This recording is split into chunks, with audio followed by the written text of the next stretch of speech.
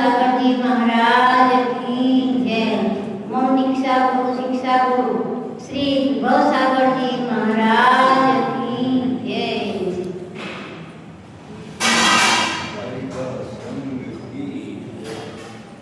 गुजराती में चालशे? गुजराती में खबर पड़शे तो कारण के मैं मारी मदर टंग गुजराती हिंदी में थोड़ी गड़बड़ थी जाए बोलता बोलता हाँ गुजराती में करी जेटली पड़े એટલી પાડ દો બીજે જવા દે हाँ પ્રવચન કરવાનો તો મારો કોઈ અધિકાર બી નથી અને મારી કોઈ ક્ષમતા પણ નથી, પણ આજે માતાજીનો આદેશ થયો અને મારે કારણ કે હું નવો નિશાળ્યો છું, હમણાં દીક્ષા લીધી નવી એટલે પ્રવચન કરવાનું એટલું મહત્વ મારી પાસે નથી, છતાં પણ જેટલું બને એટલું હવે માતાજીનો આદેશ હતો એટલે મને જેટલું આવડતું હોય એટલું હું થોડું બોલીશ. પંડિત અહીં વિરાજમાન છે એટલે અમારી કોઈ એવી ક્ષમતા નથી કે હું તમારા આત્મા વિશે કે તમને શીખામણ આપી શકું કે ऐसा करना है ऐसा वैसा करना, लेकिन एक बात जरूर है कि जो मैंने 7 महीना दीक्षाना थया एमां मने मारा आचार्यथी શું મળ્યું અને મારા આચાર્યમાં મેં શું જોયું એના વિશે મેં થોડુંક લેખન કાર્ય કર્યું છે, તો એ તમને વાંચી સંભળાવું. બરોબર?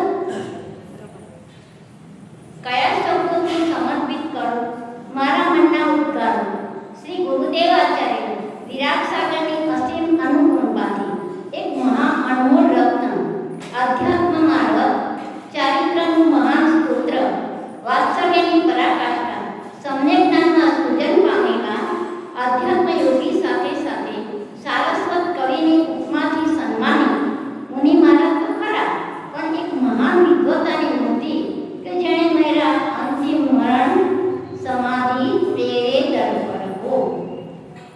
લાંબા સમયથી સાંભળેલા મનમાં આનંદ આવતો, વળી વૈરાગ્ય મળતો અને સાંભળતા સંસારની પસારતા દેહની વિનાશકતાનું સંવેદન થતું, ત્યારે એ રચાયતા એ મહાન વ્યક્તિત્વની મૂર્તિને નિહાળવા મન બોલ્યું કે એ રચાયતાને એકવાર નિહાળવા છે, પરંતુ નસીબની એવી બલિહારીની પળ આવી કે મુક્તાગીરીમાં વિસ્મિતા માતાજીના સાનિધ્યમાં હતી ત્યાં મને આ અનોખી મૂર્તિના દર્શન સાંભળ્યા. મેં શાસ્ત્ર વાંચનની પદ્ધતિથી પ્રભાવિત થઈ. મેં યાદગાર રૂપે મંગલ આશીર્વાદ માટે કંઈક લેખનની વિનંતી કરી. જરા પણ વિલંબ કર્યા વગર મને આપના હસ્તાક્ષર રૂપી મંગલ નમોકાર મંત્રની છાપ આશીર્વાદ આપી. ત્યાંથી જ મારા ભાગ્યના એક દ્વાર ખોલ્યાની ઝાંખી થઈ. ઉંમરમાં ઢળતી સંધ્યા હતી. મનમાં એક ઉદ્બોધન મળતું કે શું આ પાનખર કાળમાં મને કોણ અપનાવે, પરંતુ વિસ્મિતા માતાજીએ નિર્દેશ કર્યો કે તમે વિરાટ સાગરના આચાર્યના ભક્ત છો. મને મનમાં ખૂબ દુઃખ હતું કે 15 વર્ષથી જેનું જોડાણ હતું, જે પ્રભુ તુલ્ય આચાર્યનું વાત્સલ્ય હતું, તેને હું ન પામી શકી. ત્યારે વિસ્મિતા માતાજીએ મને આશ્વાસન આપ્યું અને સાચા વાત્સલ્યના ભંડાર જ્ઞાન ચારિત્રની આરાધનામાં રાખનાર એવા આચાર્યની જાણ કરી. સંસાર સાગર તારવા જીવવાણી છે નૌકા ભલી, જ્ઞાની સુકાની મળ્યા વિના એ નાવ પણ તારે નહીં. આ કાળમાં શુદ્ધાત્મ જ્ઞાની સુકાની બહુ બોલ્યો, પુણ્ય રાશિ ફળ્યો કહો. ગુરુ વિભશ્રી મળ્યા, ગુરુ વિના પ્રીત નહીં, ગુરુ વિના હિત નહીં, ગુરુ વિના હિત નહીં. કર્યું જન કામ, ગુરુ વિના ટેક નહીં, ગુરુ વિના લેખ નહીં, ગુરુ વિના એક્ય નહીં, ગુરુ ધામ રામ. ગુરુ વિના ધ્યાન નહીં, ગુરુ વિના જ્ઞાન નહીં, ગુરુ વિના ભાન નહીં, જીવ્યું કોના કામ. આ તમ તો વિષ્ણની વેગણી, ગુરુ અમૃત કી ખાન. शीश दिए तो गुरु मिले तो भी सकता मान. शास्त्रों मार्ग बतावना, आत्मा ने परमात्मा बनावना, कबीर ने कंचन बनावना, वामन ने विराट बनावना, पामर ने पवित्र એવા ગુરુનું મહત્વ તો જેણે જાણ્યું અને અનુભવમાં લીધું, એવા પુણ્યનું ભંડાર જેના પલ્લામાં ઊંચો હતો, એવા મોક્ષ માર્ગમાં વિચરનાર મારા સદગુરુ આચાર્ય વિભવજી, આપે તો કોણ જાણે કયા અનુભવના પુણ્યના પુંજ એકઠા કર્યા કે જેથી ખૂબ જ નાની વયમાં મોક્ષ માર્ગનું મહત્વ સમજી અને આપનું કર્યું સુદ્રઢ ઉપાદાન શક્તિ જન્મી કે નિમિત્ત રૂપે આત્મશક્તિ જગાવી. તે માટે સોતા સોતા ભર વસંતકાળમાં પણ તમે તો આ જીવનને પાનખર ઋતુ સમજીને જ્ઞાન ચારિત્ર રૂપી ધનથી સમૃદ્ધ એવા શિવવાન ગુરુને શોધ્યા અને અતિ ગહનને ગાઢ છે એવા કર્મોની નિપટતાને ટાળવા ઘર પરિવાર માતા પિતાને તિલાંજલિ દઈ નિર્ગ્રંથ માર્ગ જે ઘણો અઘરો અને આકરો છે તેને અપનાવી અરે જ્ઞાનની સંપદા પ્રાપ્ત કરી તે તો પરાકાષ્ઠાએ પહોંચી ગઈ. અત્યાર સુધી બહુ થોડા કાળમાં તો સમાધિ ભક્તિના 640 શ્લોકની જુઓ અમારા સરસ્વતી કવિ મારા ગુરુ, કેટલું મને અભિમાન થાય કે મને આવા ગુરુ મળ્યા.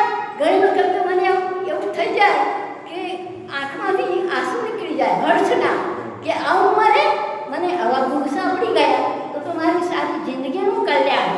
શુદ્ધ અવસ્થામાં છું પણ અત્યારે મારી તો એવી જ ભાવના છે કે અપૂર્વ અવસર એવો ક્યારે આવશે, ક્યારે કહીશું બાયંતર નિરગ્રંથ તો સર્વ સંબંધનું બંધન તીક્ષણ છેદીને વિચરશું કવ મહત્વ પુરુષને પંથ તો અપૂર્વ અવસર એવો ક્યારે આવશે.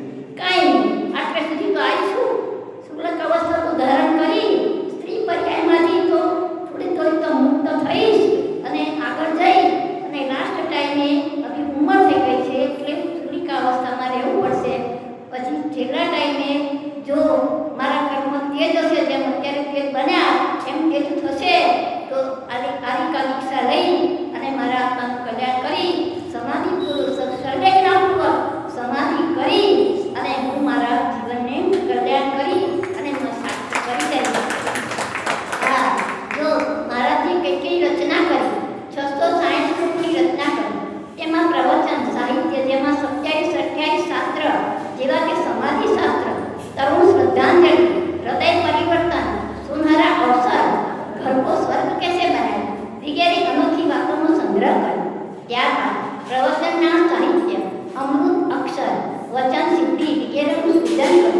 વિધાન સાહિત્યમાં તીર્થંકર વિધાન, કલ્યાણ મંદિર વિધાન, કુંડલપુર વિધાન, જીન સહસ્ત્રનામ વિધાન જેવા વિશાળ વિધાનોની રચના કરી.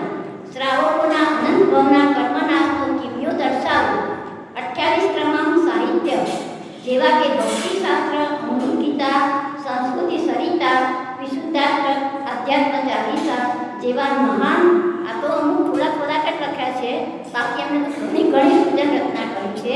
રચનાત્મક નિર્દેશ કરી દુનિયાને નવો રસ્તો બતાવ્યો. ત્યારબાદ અનુવાદ સાહિત્યની રચના કરી, વિસ્તૃત વિશ્લેષણ કરી જ્ઞાનનો ખજાનો અર્પણ કર્યો. આપે તો સંસ્કૃત સાહિત્ય, મહાકાવ્ય સાહિત્ય, સચિત્ર એવં શિક્ષણ સાહિત્ય, ખંડકાવ્ય, ભારતીય જ્ઞાનપીઠ પ્રકાશન અનેક સાહિત્યની વિશાળતા દર્શાવી. મુનિદશાની સાથે સાથે કવિત્વ, લેખન અને સાહિત્યકારની ઓળખાણ દુનિયાને ઉચંબામાં મૂકી ભાઈ. નિર્ગ્રંથ ગુરુ તો આ વિષમ કાળમાં दुनिया की मौजूद 7 अजायबी में एक 8वीं अजायबी है। निर्ग्रंथ मुनि यानी भौतिक जो चकाचौंध है एमा विचार करो कि निर्ग्रंथ आप बता जाणीए छे अन्य कोई वचन बतावવું પડે કે ભઈ નિર્ગ્રંથ ગુરુની કેવી દશા હોય અને કેવું પાલન કરે છે। આપણને બધાને તો ખબર જ છે કે જે ઘરમાં રહી અને આપણે એક નિયમ લેવો હોય તો 100 વાર વિચાર કરવો પડે। કદાચ નિયમ લીધો હોય તો તોડતા જરાય વિચાર ના કરીએ, પણ નિયમ લેવા માટે આપણે કેટલો વિચાર કરીએ છીએ। આજે મારો નિયમ તૂટી જશે, આજે મારું કોઈ નહીં કરે। પ્રતિમા મેં કાલે કહ્યું એક માજીને કે માજી ઉંમર થઈ ગઈ, પ્રતિમા લઈ લો, ના ભાઈ પ્રતિમાની વાત ના કરો, બીજા બધા નિયમ પાડો, પ્રતિમાની વાત એટલે એટલું પણ આપણે ઘરમાં રહીને બધી સુવિધા સાથે આપણે કામ કરવાનું, છતાં પણ મન મોથી કામ કરવાનું, તો પણ આપણે ખચકાઈએ એ પ્રતિમા લઈને કોણ કરશે, શું થશે? તો જો એક વ્યક્તિ મને એવું કહેતું કે પ્રતિમામાં જરાય ડરશો નહીં, બરોબર? શાદી કરી, લગ્ન કર્યા ત્યારે ખબર તો હતી કે બેમાંથી એક તો રહીશું, બરોબર? ચોક્કસ ખબર હતી કે બે સાથે જવાના નથી, છતાં પણ લગ્ન કર્યા કે નહીં? કેટલાનું જોયું? લગ્ન કર્યા કે નહીં? હે, આ કિચડમાં પડ્યા કે નહીં? તો તમે કેમ પ્રતિમાથી ગભરાઓ છો? ઘરે કાલે તૂટી જશે, કાલે કોઈ દોષ આવશે તો એના પણ આચાર્ય હોય પ્રાયશ્ચિત રૂપે ઘણું બધું કર્યું છે. આપણી પાસે આચાર્ય બેઠા છે, પ્રાયશ્ચિત રૂપે એમની આજ્ઞાથી કંઈક થયું હશે અથવા તો કંઈક માતા બીમાર પડ્યા કે થયું તો આચાર્યની આજ્ઞાથી આચાર્ય રૂપે પ્રાયશ્ચિત થઈ અને આપણા વ્રતને શુદ્ધિ કરાય, એવું પણ આચાર્યોએ તમને ગૃહસ્થ અવસ્થામાં આપણને નિર્દેશ કરેલો છે. એટલે કોઈ દિવસ વ્રતથી ડરવું નહીં, કોઈ પણ સંયમ લો. દેખો, સંયમનું ફળ તો એટલું બધું તીવ્ર છે કે તમે તમારી પૂજા થશે, ઘરમાં તો થશે, તમારી નિકૃષ્ટમાં નિકૃષ્ટ હોવો હશે કે જો તમે પાણી નહીં પીવડાવ્યું પણ તમે એક પ્રતિમાનું ધારણ કરો અને પછી જુઓ પ્રતિમાનું શૂન્ય એટલું બધું બળવાન હોય, તમે એક એક જીવની હિંસા માટે પકડે તમે એનું વિરાધના કેમ ન થાય એના માટે તો આપણે પ્રતિમા લઈએ છીએ.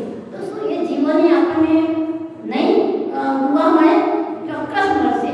અને એનું પુણ્ય એટલું થશે, તમારી નિકૃષ્ટમાં નિકૃષ્ટ રોગ હશે તો તમારી પત્ની પૂજા કરશે.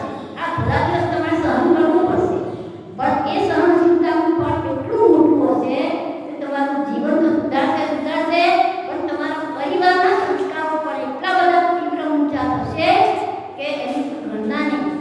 તમારી 7 પેઢી સુધી એના સંસ્કારો રહેશે. ઘરમાંથી એવું કહેવાય છે કે ઘરમાંથી એક સાધુ બને, ઘરમાંથી તેની 7 પેઢી સુધી એના સંસ્કારો પડેલા રહે. 7 પેઢી સુધી એને એમ થાય કે મારા દાદાએ, તમારા કાકાએ, તમારી માસીએ, તમારી મામી આવી દીક્ષા લીધી હતી, આવા રસ્તે ચાલ્યા હતા, તો ક્યાંક જશે તો એને તરત જ યાદ આવશે, એને કોઈ મહારાજનો હાર આપવાનું મન થશે, હાર આપવાથી કોઈ દિવસ પછી લગી જવાનું મન થશે, અભિષેક જોવાનું મન થશે, સ્વાધ્યાય સાંભળવાનું મન થશે. એમ કરતાં ધીમે ધીમે એનો પણ રસ્તો એકદમ સરળ બની જશે. એટલે કોઈ દિવસ સંયમમાં જરા પણ ડરવાની વાત નથી. સંયમથી તો તમારો એટલો બધો પ્રભાવ પડશે ને તો તમારી ઘરવાળા સુધી પણ તમે જ્યાં જશો ત્યાં પણ તમે ખાલી એમ કહો કે હું જૈન જ્ઞાતિ ભોજન નથી કરતી, કોઈ અન્ય જ્ઞાતિમાં કોઈના જમણવારમાં જાઓ તો તમારી પાસે 10 જણા આવશે. હા, તમારે ચલો તરત સપોર્ટ કરી દઈએ છીએ. યાર ભાઈ કે તમને રાત્રે તમે ભોજન નથી કરતા, તમારી પ્રત્યે એટલો બધો એમને આદર ભાવ થશે અને પૂજાનો ભાવ થશે. ઓહો, આ ઉંમરમાં આ લોકો રાત્રે ખાતા પણ નથી, પાણી પણ નથી પીતા, એટલું બધું એ લોકોના મનની અંદર ઉદ્બોધન થશે. એટલા માટે કોઈ દિવસ સંયમથી ડરશો નહીં. એટલા માટે મેં સંયમનું લખ્યું કે ભાઈ મહારાજ 10 સાલની ઉંમરમાં તો ઘર છોડી દીધું અને મોરારીમાં રહી અને એમને અભ્યાસ કર્યો ધર્મનો. તો અત્યારે આટલા મોટા વાત્સલ્ય અને ધણી આટલા સંઘના મુખ્ય કરતા બન્યા, એ જેવી તેવી વાત નથી. એટલે જે સંયમથી તો મારો બસ આ પ્રવત એટલે આ બોલવાનો એટલો જ 5 મિનિટ બોલવાનો એટલો આદેશ છે કે કોઈ દિવસ કોઈ સંયમથી જરા પણ ડરશો નહીં, નિયમથી જરા પણ ડરશો નહીં. નિયમ પાળશો કદાચ નથી અને ભૂલ થઈ ગઈ હશે તેના પ્રયાસ આપેલા છે. તમે નિયમ લીધો, બીજી પ્રતિમા લીધી, તમે 3 ટાઈમ સામાયિક કરશો, બરોબર? બે ટાઈમ પ્રતિક્રમણ કરશો તો તમારા નિયમોનું કેટલું બધું શાંતિ થશે કે નહીં? એમાં કંઈક દોષ લાગતો છે પણ એનું પ્રાયશ્ચિત જ છે. સામાયિક શું છે? આપણા મનમાં આપણા જે કરેલા પાપો એની આગળના કરીએ છીએ, આપણે ભગવાનના ગુણગાન કરીએ છીએ, એમાં શું કરીએ છીએ સામાયિકમાં? બરોબર ને? આપણા આત્માના ચિંતન કરીએ છીએ કે આપણાથી કયા કયા દોષો થયા, દસ બન્યા, આવા દોષો મારા કરવા યોગ્ય નથી, આ